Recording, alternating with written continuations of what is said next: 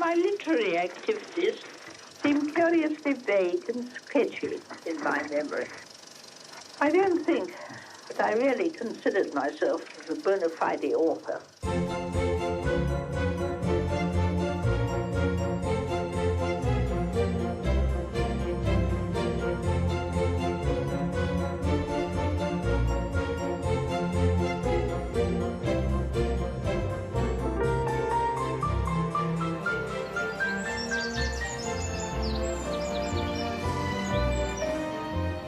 Agatha Christie, una mujer cuyo nombre todos conocen.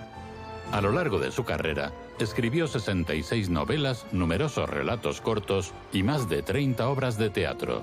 Nos hablan de cartas anónimas en la bucólica campiña inglesa, de relojes manipulados y de rubias muertas en bibliotecas, pero también de secuestradores americanos apuñalados en lujosos trenes internacionales o de herederas ricas cuyos cruceros por el Nilo acaban de forma funesta. Las novelas de Agatha Christie son internacionales, pero al mismo tiempo muy británicas, como sus dos detectives más famosos. La solterona apasionada de la jardinería Miss Marple, cuya sutileza inglesa refleja la de su creadora, tanto como el cosmopolitismo del investigador privado Hercule Poirot. Y es que Agatha Christie tenía ambos atributos. I wrote things, yes, books and stories, they were published. And I was beginning to accustom myself to the fact that I could count upon them as a definite source of income. But married woman was a profession in itself, and it was my profession. As a sideline, I wrote books. I must have been, I think, singularly unambitious at all times. La adoro. Creo que mi padre tenía una relación muy íntima con ella. Si hubiera un premio a la mejor abuela del siglo XX, ella lo ganaría. Lo consentía muchísimo. Pero creo que era amable, cariñosa y buena. Y detrás de eso había un genio.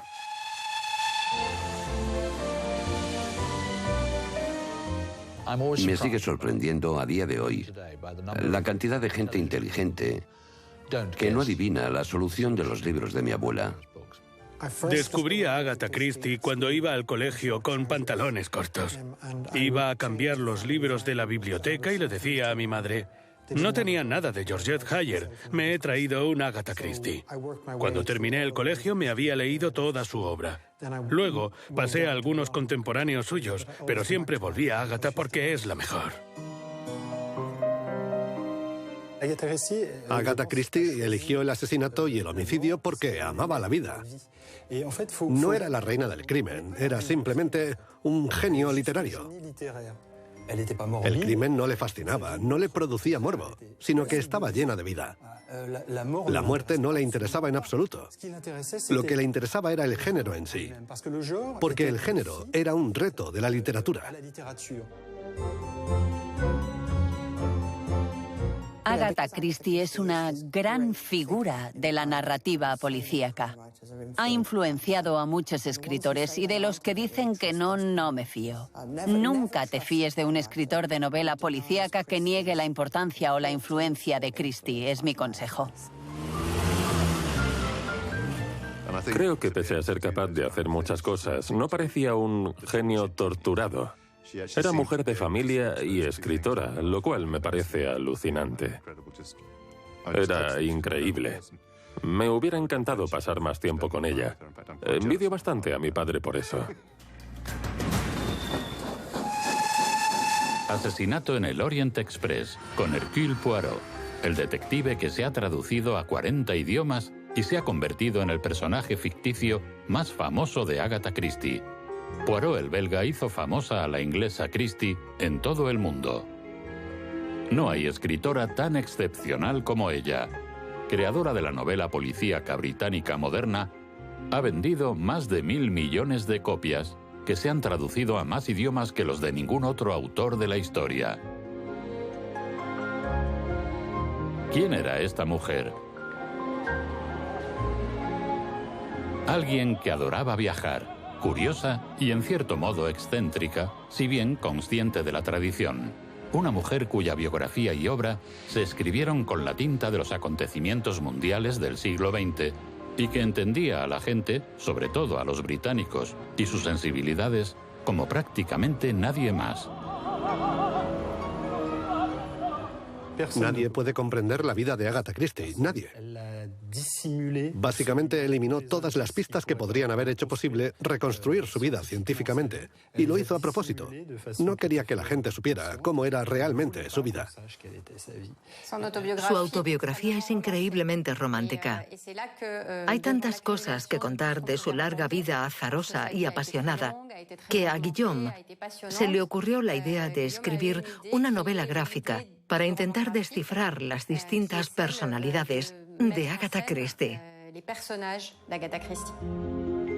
Anne Martinetti y Guillaume Le Beau son apasionados de Christie, así como otros franceses adoran a Georges Simenon. Leyendo sus novelas y viendo sus adaptaciones al cine, se les ocurrió escribir un cómic que mostrara la historia de la vida de Agatha Christie y cómo podría haber sido. Creo que eligió la literatura policíaca porque se divertía con ella. Había leído las aventuras de Sherlock Holmes. Le encantaba El perro de los Baskerville.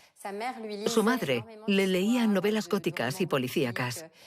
La literatura policíaca estaba de moda en Inglaterra y ella se divertía escribiéndola. Se le daban de maravilla las matemáticas, lo cual explica por qué escogió la literatura criminal, que es un cúmulo de acertijos que hay que resolver para llegar al culpable siguiendo pistas.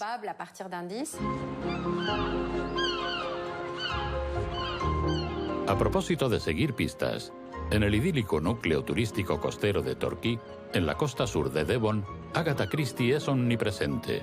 Y es que fue aquí, en la Riviera inglesa, donde tuvo una feliz infancia a finales del siglo XIX.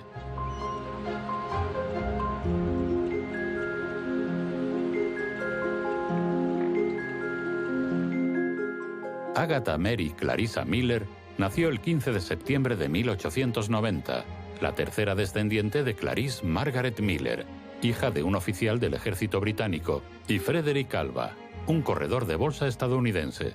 Agatha escribiría posteriormente de su infancia. Una de las mejores cosas que le pueden tocar a uno en la vida es una infancia feliz. La mía lo fue. Tenía una casa y un jardín que me gustaban mucho, y por padres, dos personas que se amaban tiernamente y cuyo matrimonio y paternidad fueron todo un éxito.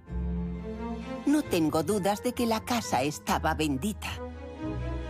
Entonces, la carretera que pasaba junto a ella iba casi directa al rico condado de Devon, con sus senderos y sus campos.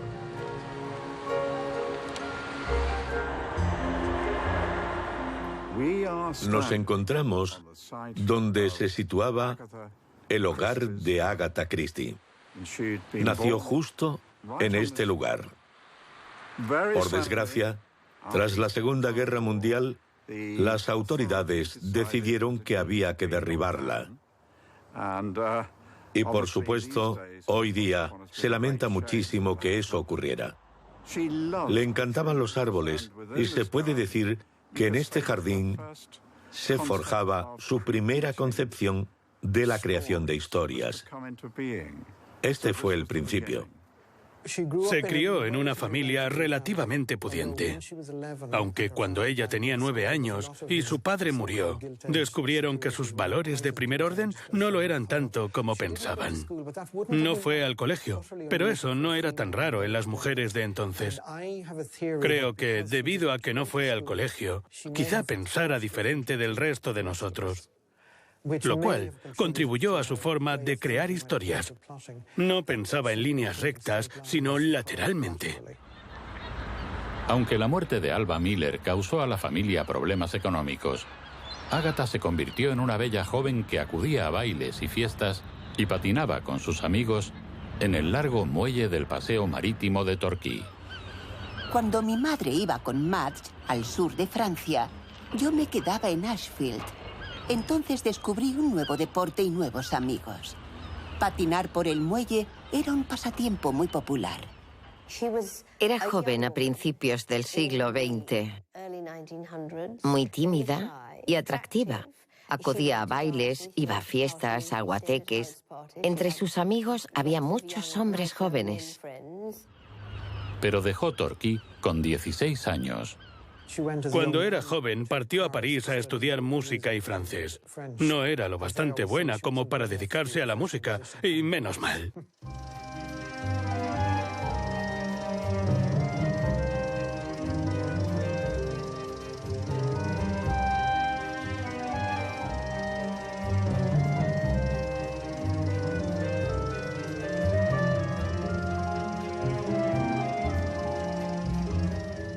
Ella era una joven de buenas maneras en París, como se decía entonces de las jóvenes que, como ella, vivían un tiempo en París donde aprendió a cantar y a todas las cosas que se esperaba que supieran las jóvenes antes de entrar en el mercado nupcial. La familia aún atravesaba dificultades financieras y su madre decidió que la presentaría como debutante, pero no podían permitírselo en Inglaterra, así que fueron a Egipto.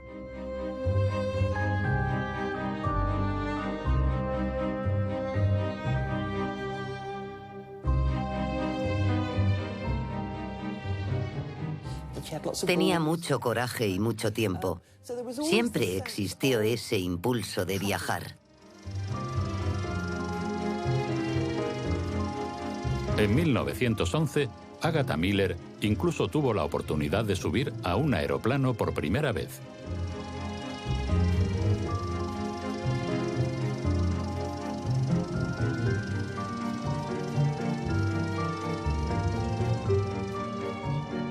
Agatha volvió a Torquay y con 23 años acudió a un baile donde conoció a su futuro marido, el oficial y caballero Archibald Christie. Fue uno de los primeros miembros del Real Cuerpo Aéreo, uno de los oficios más peligrosos que existían, y quería casarse con ella cuando estalló la guerra, pero dijo, no es justo, si tenemos un hijo y me abaten, los dejo desamparados.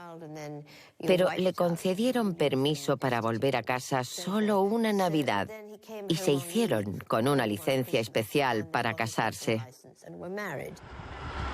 En 1914 comenzó su matrimonio y también la Primera Guerra Mundial. Archie fue a la guerra y Agatha empezó a trabajar como enfermera en el primer hospital público de Torquay. Durante la Primera Guerra Mundial se ofreció voluntaria. Al principio era enfermera, pero era algo espantoso, ya que llegaban hombres con heridas horribles. Cuando pudo trabajar en el dispensario del hospital, no lo pensó dos veces. En 1914, el hospital se convirtió también en una gran farmacia.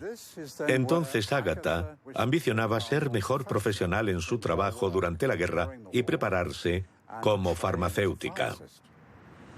Este es seguramente el edificio más importante de Torquay en relación con su vida literaria, ya que fue aquí donde urdió su primer asesinato misterioso, el misterioso caso de Styles. Y se nota que estaba aprendiendo sobre fármacos y venenos y sus efectos en el cuerpo humano. En el misterioso caso de Styles, Agatha Christie demostró por primera vez sus conocimientos de fármacos y presentó el veneno al lector como un arma homicida. Ali Marshall es jardinera y para el deleite de todos los fans de Christie, ha creado un jardín de plantas potentes en la Abadía Tor de Torquay, en el que están casi todas las plantas potentes cuyos efectos Agatha Christie describió en sus novelas. Es la descripción clásica de un envenenamiento, en este caso de estricnina. Es ilegal cultivarla en toda Europa y de hecho es una planta muy cruel. Agatha la usó en su primer relato con una descripción muy precisa del envenenamiento. El envenenamiento por estricnina es terrorífico y provoca la contracción de todos los músculos. Lo que decía a sus lectores ya desde el misterioso caso de Styles era: os muestro a un grupo de personajes. Uno de ellos será la víctima y os reto a dar con el villano.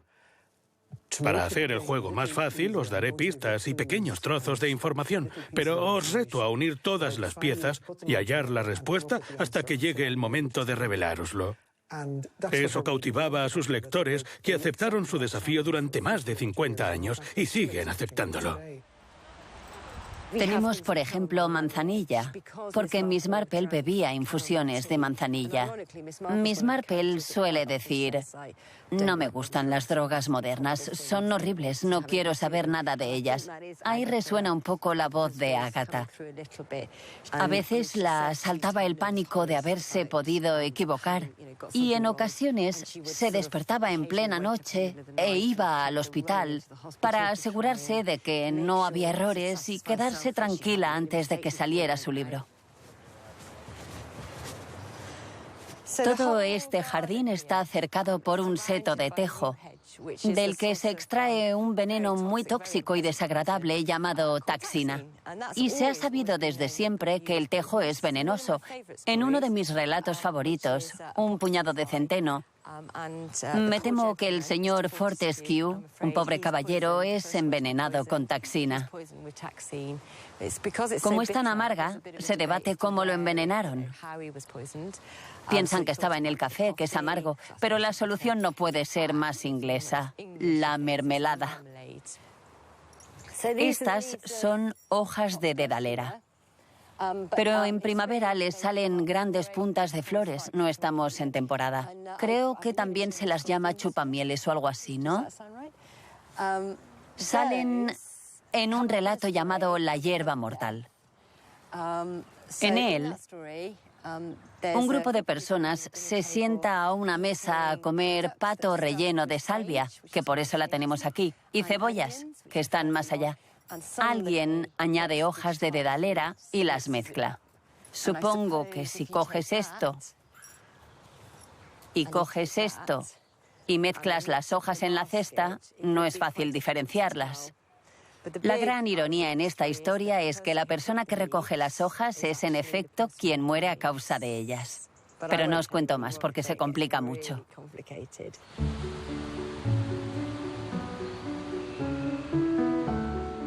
Agatha Christie terminó su primera novela, El misterioso caso de Styles, antes de finalizar la Primera Guerra Mundial. Pero en principio no parecía que el debut de Hercule Poirot, el detective de las famosas células grises, fuera a ver jamás la luz del día. 6 editoriales rechazaron el libro. Tras la guerra, Archie volvió a Inglaterra y Agatha y él se trasladaron de Torquay a Londres. En 1919 nació su única hija, Rosalind. En 1921, la editorial londinense de Bodley Head publicó por fin la primera novela de Christie.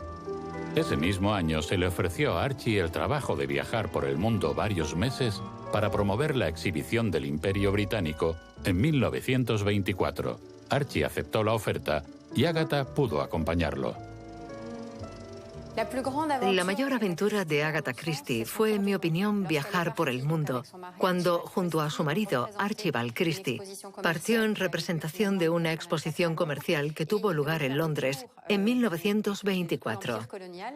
Debían viajar por todo el imperio colonial para convencer a comerciantes, agricultores y ganaderos de que viajaran a Londres. Viajó por el mundo acompañada por Archie en 1922. Literalmente viajó por el mundo. Pasó un año viajando por el planeta. Dejó Inglaterra y viajó a las Islas Canarias, a Sudáfrica, a Tasmania, a Australia, las Islas Fiji y siguió rumbo a Hawái. Cruzó toda Canadá y regresó a Inglaterra desde Nueva York. Prácticamente le dio la vuelta al mundo y ese viaje la inspiró para el resto de su vida. Ella creía que nunca tendría la oportunidad de hacerlo y aprovecharon. Seguramente era muy caro en ese punto de sus vidas, pero disfrutaron visitando Sudáfrica, Australia, Canadá, Honolulu y todos esos sitios. Se concedieron un par de semanas en Honolulu antes de regresar, para relajarse un poco tras haber estado vendiendo la exhibición. Era muy aventurera y cuando llegaron a Honolulu aprendieron a surfear.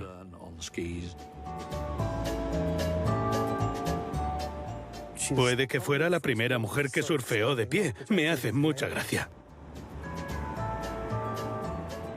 Era otro ejemplo del hecho de que si le enseñabas algo, ella intentaba hacerlo. Yo he llegado a tocar una de esas tablas de surf. ¿No te crees que la gente pudiera ponerse de pie encima? Pesaban mucho. Entonces era muy diferente. No era tan buena nadadora como Archie, así que tardé más en llegar al arrecife. Me preparé sobre mi tabla y esperé a que llegara una ola. Y llegó la ola, pero no era una buena ola. En un instante mi tabla y yo salimos despedidas en direcciones distintas. La ola, tras sumergirme con gran violencia, me golpeó con fuerza. Cuando llegué a la superficie del agua de nuevo jadeando y habiendo tragado litros de agua salada, vi mi tabla flotar a casi 1 kilómetro de mí rumbo a la costa. Era una mujer extraordinaria. Viajó por el mundo en tiempos en los que la gente no viajaba. Creo que su curiosidad es lo que me fascina. Le interesaba lo que ocurría en el mundo y en particular las personas de todo el mundo. Todos podríamos aprender de ello. Escribió 66 novelas y en casi todas sus novelas encontramos cada uno de sus viajes o parte de ellos, aunque alguna tenga lugar en Torquay o en la campiña inglesa. Tras su regreso del viaje por el mundo, la carrera de Agatha despegó enseguida. Sus libros cosecharon muchos éxitos y gracias al dinero que generaron, pudo cumplir uno de sus mayores sueños: tener coche propio.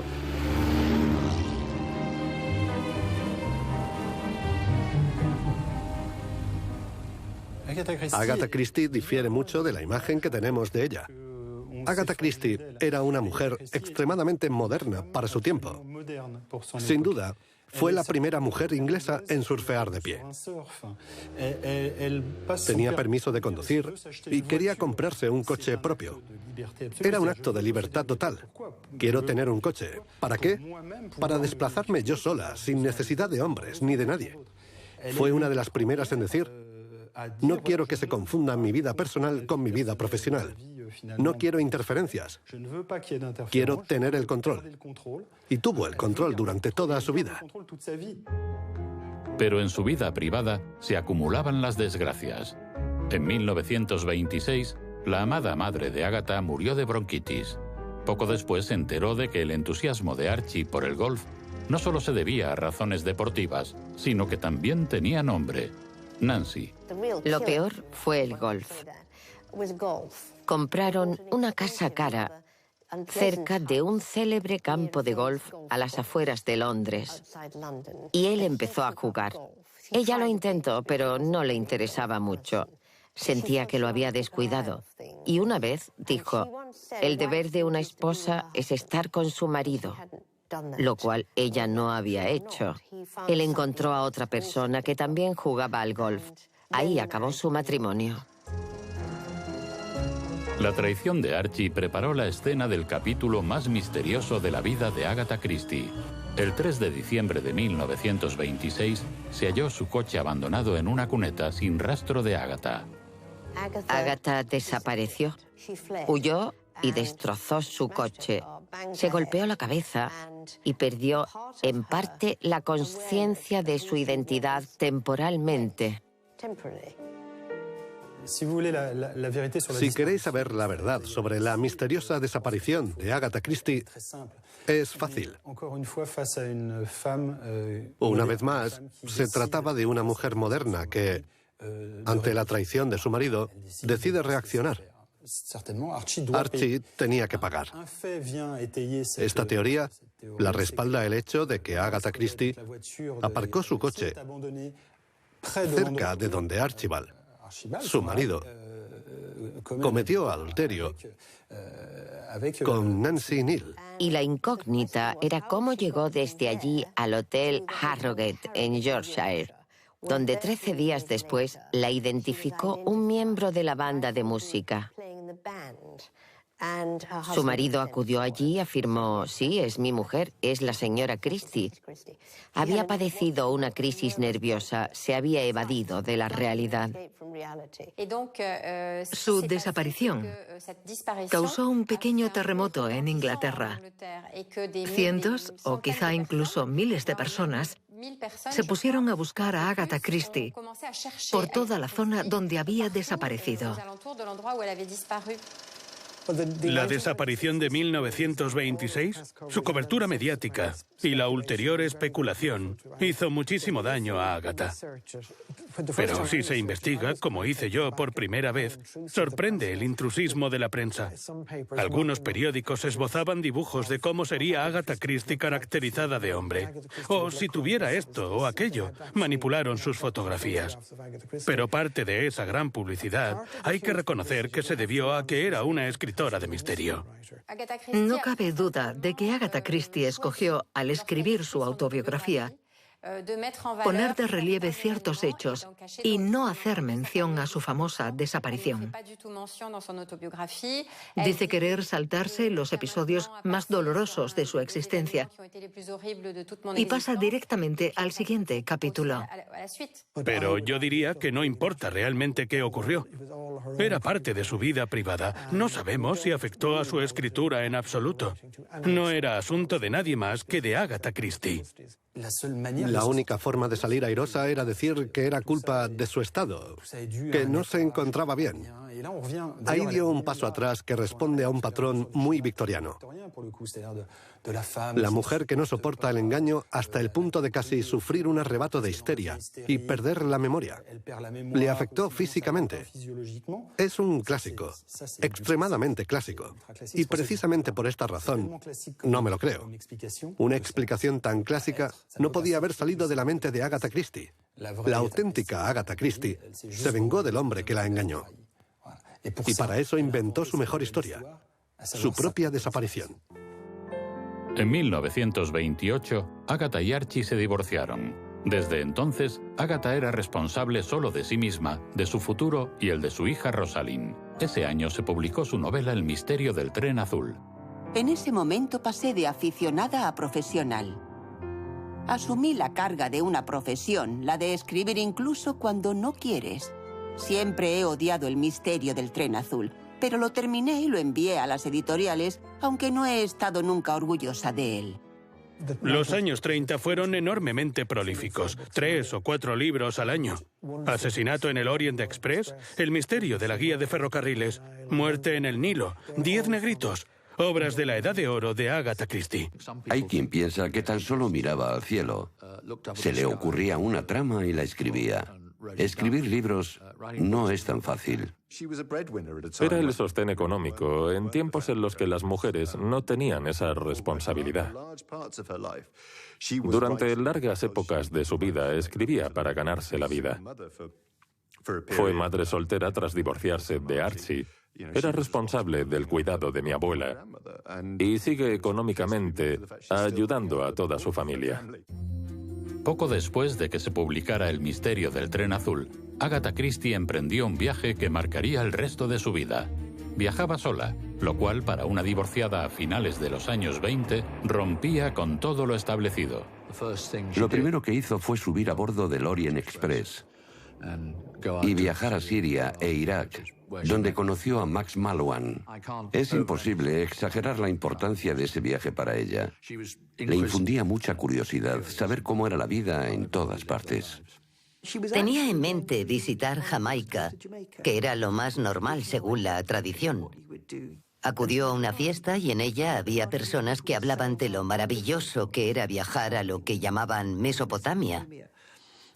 Cambió de planes y dijo, muy bien, pues voy a hacerlo. Y le dijeron, pero no sabes nada del lugar, ni tienes un tour organizado, no puedes ir sola. Ella dijo, tengo que saber quién soy ahora. Creo que sé quién era, pero quiero saber quién soy. Y si no me arriesgo, nunca lo sabré. Tengo que salir a averiguar quién soy ahora. Es un hecho extraordinario. Entonces, las mujeres no viajaban solas a Oriente. Agatha Christie tomó el tren en la estación Victoria y se alojaba en un compartimento donde disfrutó del magnífico Orient Express, cuyo equipamiento era inmejorable. Los vagones comedores eran completamente suntuosos y la comida era excelente. La recibieron a su llegada a Estambul y prosiguió su viaje rumbo a Bagdad. En 1928, Bagdad estaba bajo el dominio británico y las costumbres inglesas evocaban la vida en su hogar. Pero a Agatha le interesaba vivir el Irak auténtico y siguió viajando. Fue a Ur porque Catherine Woolley, la esposa del director de la excavación, había leído El asesinato de Roger Ackroyd. Agatha Christie era ya una celebridad entonces y Catherine Woolley la recibió como tal. Recibió una visita guiada y le explicaron cómo funcionaban las excavaciones.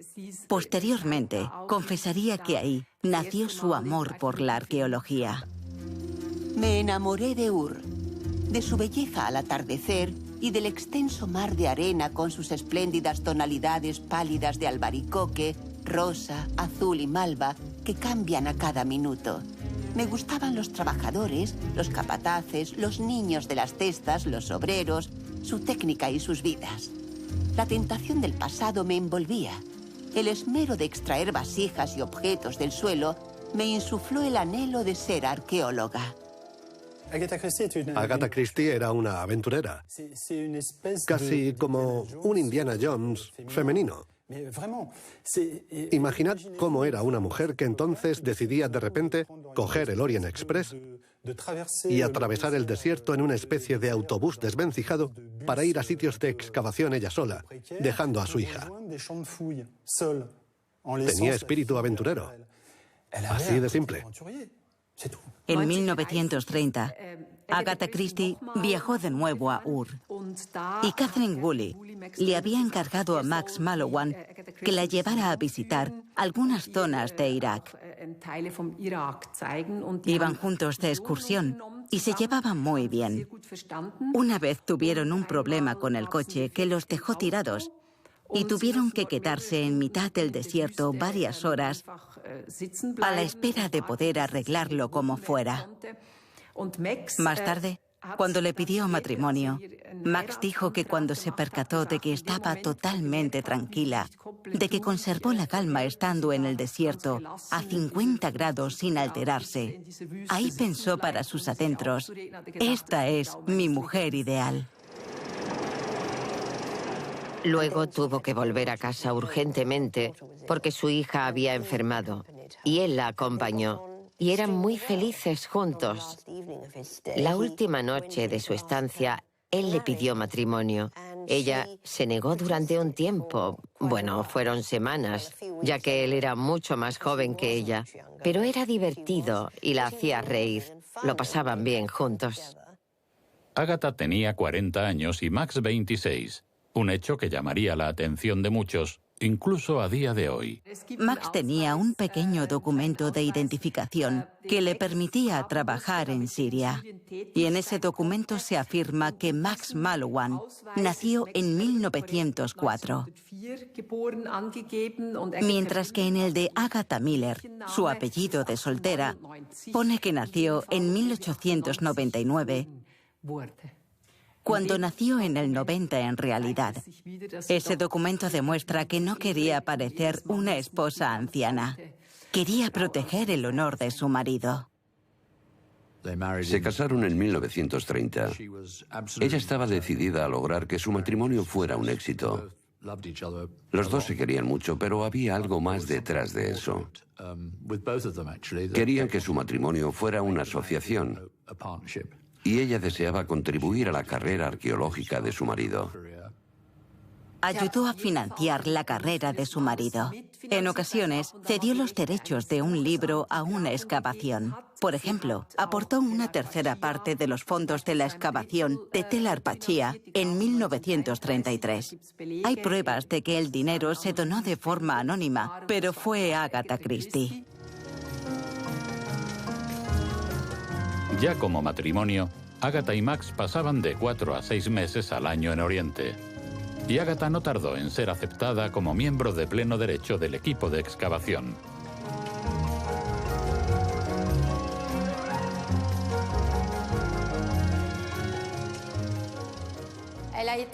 Era tan buena arqueóloga como su marido, aunque él llevara la batuta.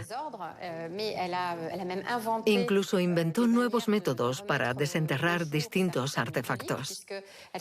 Usaba su crema hidratante y algodones desmaquillantes para limpiar piezas de barro. Y a diferencia de su marido, que se mostraba muy serio y muy formal, ella era también un factor de integración en las misiones de excavación, ya que siempre se relacionaba con las personas que habitaban en la zona.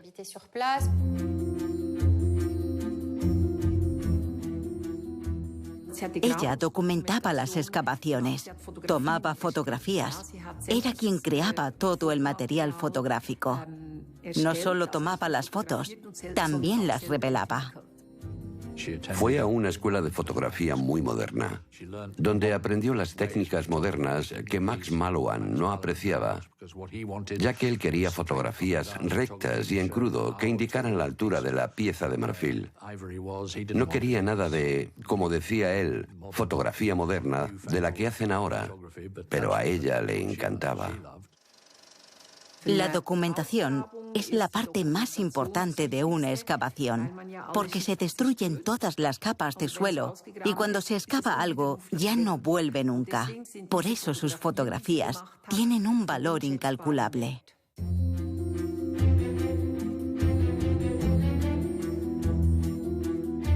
En 1933, Agatha y Max se llevaron a Rosalind de vacaciones a Egipto y durante estas, Agatha empezó a trabajar en su novela Muerte en el Nilo, la cual, junto con Asesinato en el Orient Express, es la novela más famosa y vendida de Hercule Poirot. Poirot era su principal fuente de ingresos. Empezó a caerle muy mal Poirot, comenzó a odiarlo y al final llegó a decir a Edmund Cork, su agente, «No quiero volver a escribir sobre Poirot». No creo que se puedan escribir tantos libros y relatos brillantes sobre un personaje si de verdad no te gusta. Entonces, los grandes detectives tenían que ser bastante idiosincráticos, así que creó a un Poirot con mostacho y con una apariencia muy particular. Pero no lo hubiera hecho de haber sabido que iba a acompañarla más de 50 años. Cuando expresaba su frustración con Poirot, lo hacía como cuando expresas tu frustración con una amadísima esposa con la que vives desde hace 40 años. No odiaba a Poirot, pero como sabéis, lo mató en telón. Pero tuvo el buen juicio de escribir ese libro, que casualmente yo considero uno de sus mejores, y meterlo en una caja fuerte, para que no se publicara hasta que ella falleciera. Pero Hercule Poirot logró sobrevivir a su propia muerte. En 2014, el hombrecillo del gran mostacho retomó sus investigaciones en casos escritos por Sophie Hannah. Mi padre y yo siempre hemos rechazado la idea de hacer continuaciones de historias por motivos evidentes y nunca cedimos. No recuerdo muy bien cómo ocurrió, pero tanto mi padre como yo, casi al mismo tiempo, nos interesamos de repente en el concepto. Sus libros tienen una especie de magia, simple pero compleja. Te sientes bien, pero eres consciente del mal. Son fáciles de leer, puedes disfrutarlos con 12 años, pero son un reto intelectual, porque nunca adivinas la solución. Tiene esa fórmula mágica. Me veo como una especie de secuaz de Agatha. Pero volvamos a Agatha. En 1934, Max y ella compraron su primera casa como pareja, Winterbrook House. Se encuentra a las afueras del idílico pueblo con mercado de Wallingford, en Oxfordshire. Max Mallowan era académico en la Universidad de Oxford y Wallingford, a orillas del Támesis. Es un lugar ideal para establecerse y llevar una vida al estilo de Oxford. Su residencia era Winterbrook House. Yo iba allí a visitarla. Ambos internados a los que fui estaban cerca y recuerdo Wallingford muy bien. Era una casa preciosa.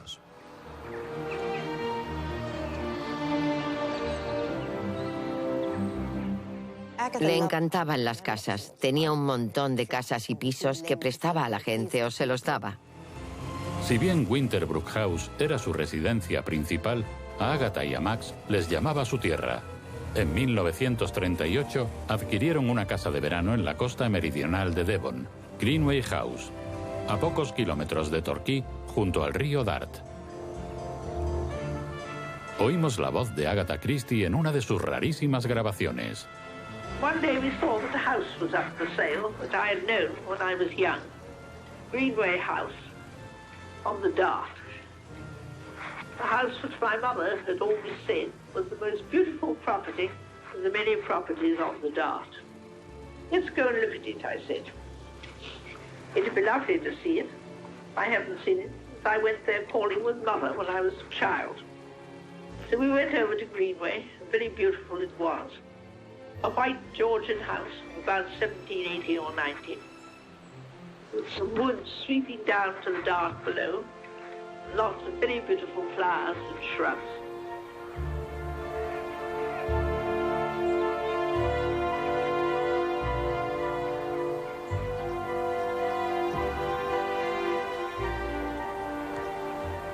It's a perfect house, quite a dream house. Nada más verla, se enamoró de ella y la compró por 6.000 libras, lo cual hoy día nos resultaría imposible. 16,000, did you say? 6,000. 6,000. I could hardly believe it. It seemed incredible.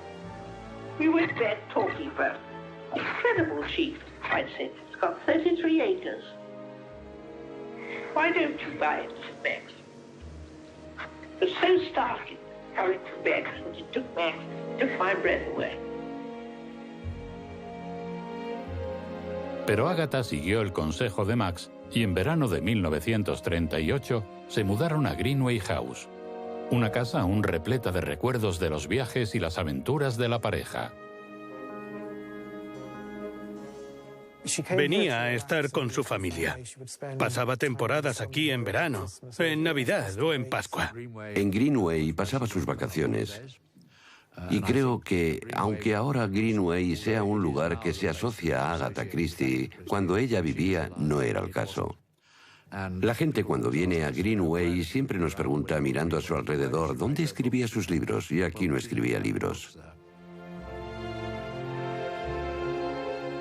No trabajaba aquí, pero he de decir que no creo que se dude de que tomara notas en sus cuadernos cuando estaba aquí. Lo sacaba de su bolso y escribía una nota cuando se le ocurría algo.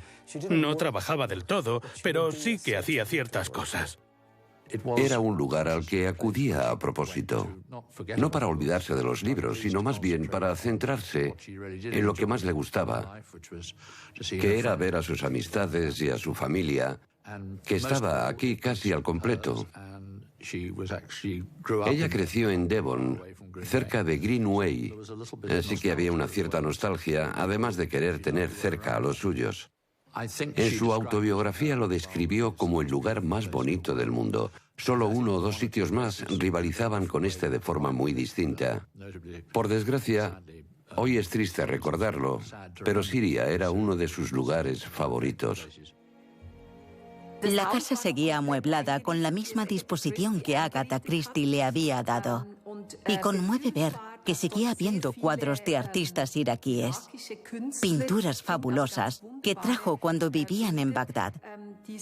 Cuando Max Mallowan era director de la Escuela Británica de Arqueología de Irak y tenía muebles de Damasco. De hecho, la casa entera estaba repleta de recuerdos de sus viajes, de distintos países, pero sobre todo de Oriente.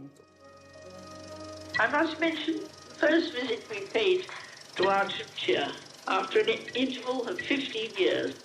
We were recognized at once. The whole village came out. There were cries, shouts, greetings, welcomes. You remember me, Hawata, that one injured man? I was basket boy when you left. Now I am 24. I have a wife. I have a big son, grown-up son. I show you. They were a little bewildered. Max could not remember every face and every day. How good it is to have these friends, warm-hearted, simple, full of enjoyment of life, and so well able to laugh. Arabs are great ones for laughing. Great ones for hospitality, too. Whenever you happen to pass through a village where a workman lives, he rushes out and insists you should come in and drink sour milk with him. Some of the Effendis in purple suits are tasked, but the men of the land are good fellows and splendid friends. Le encantaba viajar y también le encantaban las casas. Es un buen contraste entre ambas cosas. Adoraba las casas y solía decir que le gustaban más las casas que la gente. Y tenía muchas. Pero también adoraba viajar. Le encantaba la emoción del viaje, su libertad. Y a muchos de sus personajes también les gusta.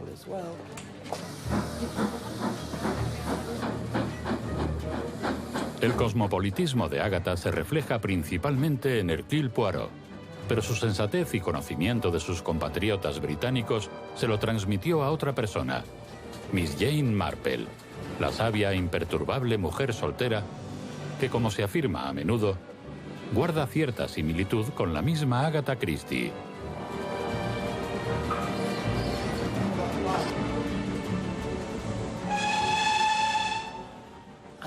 Creo que Miss Marple es un personaje maravilloso.